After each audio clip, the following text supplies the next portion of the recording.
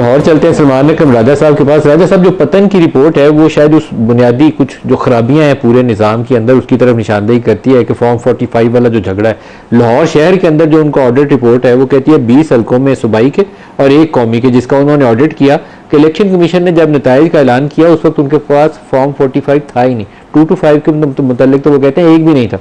तो ये बहुत ही अलार्मिंग है। मैं तो हैरान हूँ कि पतन ने ये रिपोर्ट कैसे जारी कर दी। आप इसके ऊपर क्या रद्द-ए-अमल देते हैं?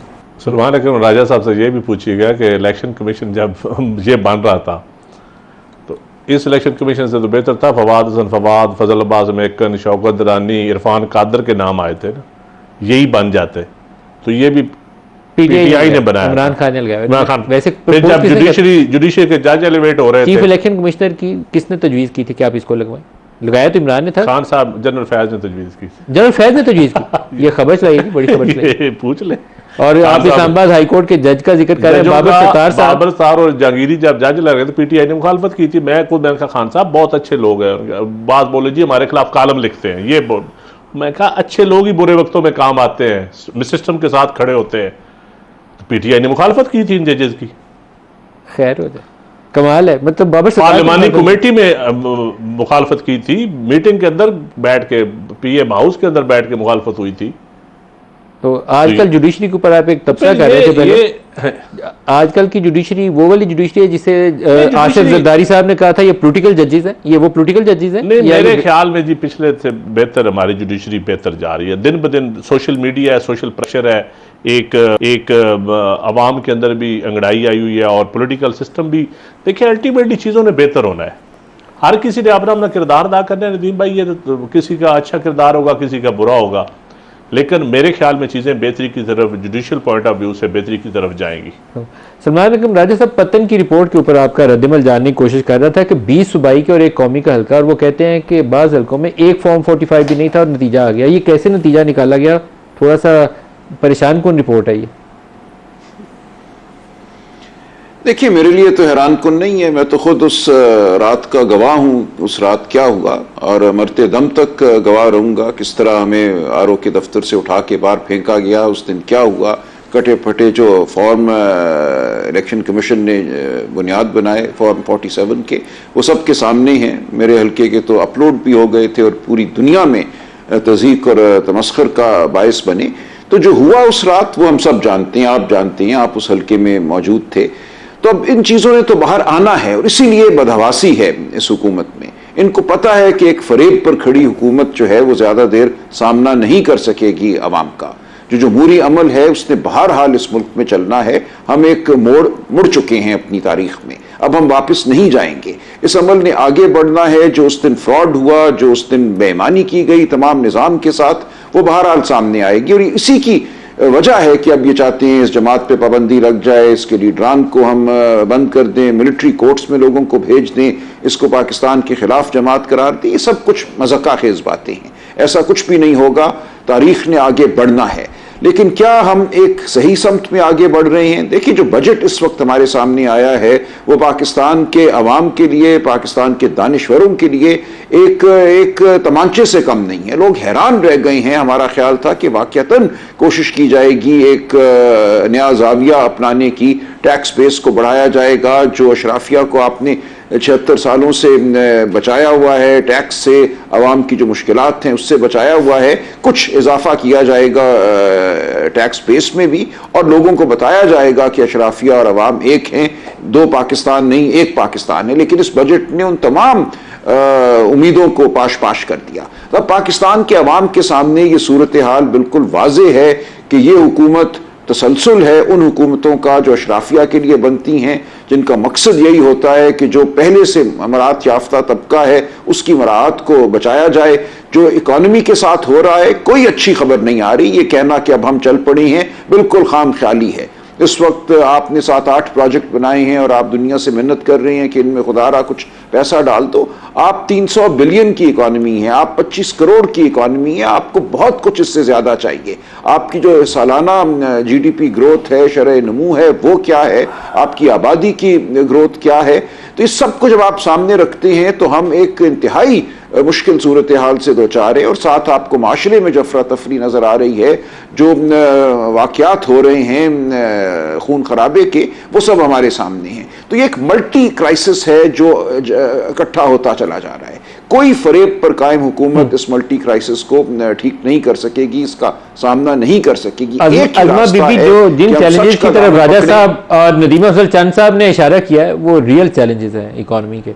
तो इसमें सियासी जमातों पे पाबंदी लगाने की बजाय अगर सियासी जमातों से बात करके रास्ता ढूंढा जाए तो शायद मामला बेहतर तरीके से पाकिस्तान के आगे चल सकते हैं। बिल्कुल, सियासी जमातों से बात पहले भी होती है, अब भी होगी। बात यह है कि सियासी जमातों में वो सियासी जमात जिसका एक दहशत गर्दी का एजेंडा है, उसके साथ तो कोई क्या बात करेगा, और फिर वो खुद वो आइन और कानून की एक तरफ बात करते हैं, मुझे मेरी एको आ रही है, और दूसरी तरफ वो कहते हैं कि जी हमने जो है वो आर्मी चीफ से, DGI से बात करनी है, पॉलिटिकल पार्टी से हमें बात ही नहीं करनी। तो क्राइसिस तो बिल्कुल है, लेकिन क्राइसिस है PTI के अंदर अपनी क्रेडिबिलिटी का। क्राइसिस बिल्कुल है, लेकिन वो क्राइसिस है PTI के अंदर उसकी लीडरशिप का। और मुझे बड़ी हैरत है कि सलमान अकरम राजा साहब जो है वो काश इकॉनमी का जो है वो रोने से पहले थोड़ा सा इमरान खान का दौरे हुकूमत स्टडी कर लेते कि इमरान खान जो है वो जो पाकिस्तान को कहाँ फेंक के छोड़ के गया, IMF का प्रोग्राम तोड़ के डिफाई करके गया, जिस प्रोग्राम को दोबारा लेने के लिए पाकिस्तान की पूरी स्टेट घुटनों पे आई और पाकिस्तान को डिफॉल्ट से बचाना पड़ा। अदरवाइज ये तो हमसे बात ही ना करें, इनके मुंह से किसी गरीब आदमी की बात करना मुनासिब ही नहीं लगता। और जो ये पाकिस्तान की तारीख का सबसे ज्यादा कर्जा लेके गई जो हुकूमत, उसने हमें इन रिटर्न जो है, हमने तो 5-7 मंसूबे चले, मेहरबानी है उन्होंने मान ली राजा साहब ने, आपके तो मंसूबे अंडे कट्टे मुर्गियां थी, उनके ऊपर जो पाकिस्तान की तारीख का सबसे ज्यादा कर्जा लगा वो तो बता देंगे ना वो क्या हुआ। दूसरी बात यह है कि ये जो फॉर्म 45 की जहां तक बात है, अब ये दो मुख्तलिफ बातें हैं। अभी वो एंडोर्स कर रहे हैं, वो कह रहे हैं मुझे बिल्कुल पता है, दूसरी तरफ वो कह रहे हैं मेरा तो फॉर्म 45 अपलोड भी हो गया था। तो पतन कह रही है फॉर्म 45 थे ही नहीं। तो पहले तय कर लें कि इनमें से किसकी बात जो है वो दुरुस्त माननी है और किसकी बात के ऊपर कमेंट करना है। ये क्राइसिस जो है ना, ये अल्लाह की शान ये है कि उस वक्त चूंकि राजा साहब नहीं थे, ये RTS की हुकूमत जो है ना वो कितनी मॉरल ग्राउंड पे आई थी, ये हमें ना पूछें तो बेहतर है। Qasim Suri deputy speaker National Assembly, वो पैरों के अंगूठे लगे हुए जो है उन निशानों के साथ अगले ने 5 साल बल्कि 4 साल जो है वो कौमी असम्बली की डिप्टी स्पीकरी की हुई है। तो ये तो मतलब इनकी बातें सुन के तो हंसी आती है, लेकिन यकीनन पाकिस्तान के इकोनॉमिक क्राइसिस जो हैं उससे ही निकालने की कोशिश की जा रही है। ये जो इतनी गरीबों की परवरदा हुकूमत आई थी, जो अंडे कट्टे मुर्गियां दे के चली गई और पनाहगाहें जो है वो भी बना के चली गई, उसने क्या किया गरीबों के लिए, सवाई ये कि यहाँ पर जो है वो हीरे ले लो, तोशा खाना बेच दो, वो फलाने मेरे दोस्त को जो है वो इससे नवाज दो, उसको इतने का फायदा दे दो, ये तो हो रहा था। ब्रेक ले लेंगे, हमारे साथ रहिए।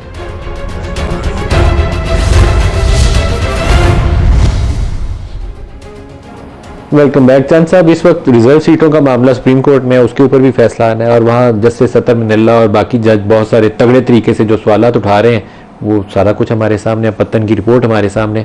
क्या इस इंतशार फसाद का कोई हल भी निकलेगा या ऐसे लड़ते ही रहेंगे आपस में? वो जहाँ तक स्पेशल सीट का तल्लुक है, वो मामला अदालत में मुनासिब नहीं है उस पर कमेंट्स करना।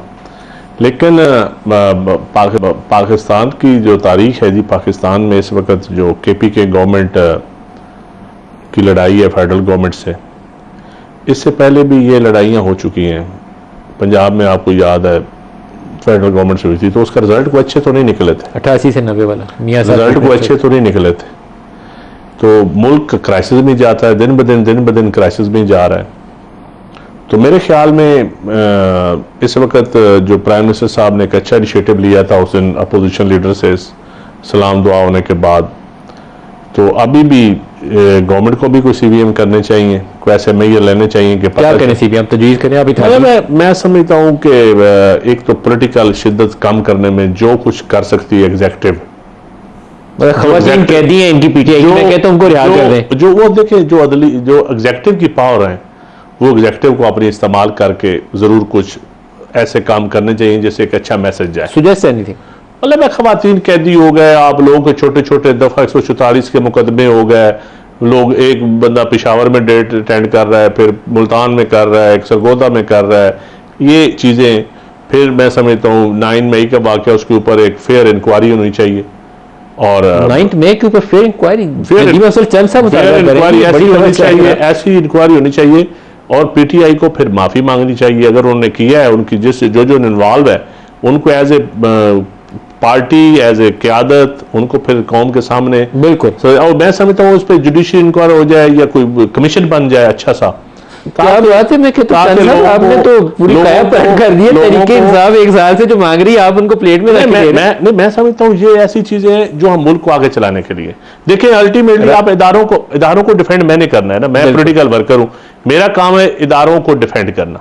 मेरा काम इदारों के ऊपर गालियां देना किसी एक फर्द की वजह से, किसी एक शख्स, 4 शिकास की वजह से, 5 की क्विकली रिस्पांस ले ले राजा साहब आपका रिस्पांस, क्योंकि ये चंद साहब ने तो आज कमाल ही कर दिया। आपको दावत जो आपको कहना चाहिए था उन्होंने आपको खुद ऑफर कर रहे हैं कि ये करना चाहिए। नहीं, मैंने पहले कहा चंद साहब जीरक सियासतदान भी हैं, अच्छे इंसान भी हैं, वो हक सच की बात करते हैं। देखें, ये बिल्कुल ठीक बात है कि 9 मई को जो वाकया हुआ हमारा उसके हवाले से एक मौक़िफ़ है। जो मुकदमात कायम किए गए हैं एक ही शख्स पे और ख़वातीन पे, एक ही दिन 6 शहरों में आपने मुकदमात कायम कर दिए कि इसने लाहौर में भी आग लगाई है, इसने मियांवाली में भी आग लगाई है, इसने गुजरांवाला में भी आग लगाई है। तो ये मज़क्का खेज सूरत हाल है। आप उसको बेल नहीं होने देते, एक मुकदमे में वो बाहर निकलती है, उसको बेल होती है, आप 4 मुकदमे जेब से निकाल कर और बना देती हैं। तो आपने पूरे अपने निज़ाम को, जो एक इस्तगासे का या प्रोसिक्यूशन का निज़ाम है, उसको एक मजाक बना दिए और उसको एक आपने अपने हाथ में थामा हुआ एक आपने खंजर बना दिया है।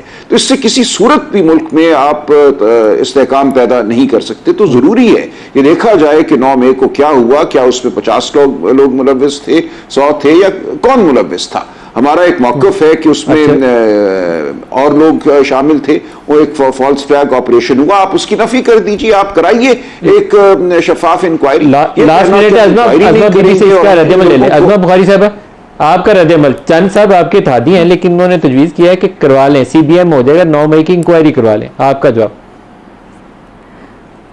मैं तो बिलावल साहब ने तो ऐसी कोई बात नहीं की। अगर बिलावल साहब ने की हो तो फिर तो ज़ाहिर है इसके बारे में देखते हैं, बंदा सोच सकता है। लेकिन पूरे पाकिस्तान ने लाइव देखा, मतलब उसके बाद भी अगर कोई इंक्वायरी की ज़रूरत है तो मैं उस पर क्या ही कह सकती हूँ। लेकिन ये है कि ये फिर एक बड़ा ओपन डोर है।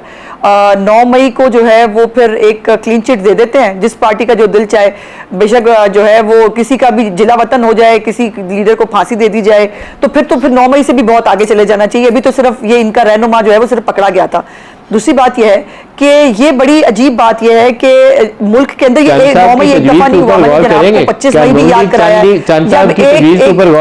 नहीं करें।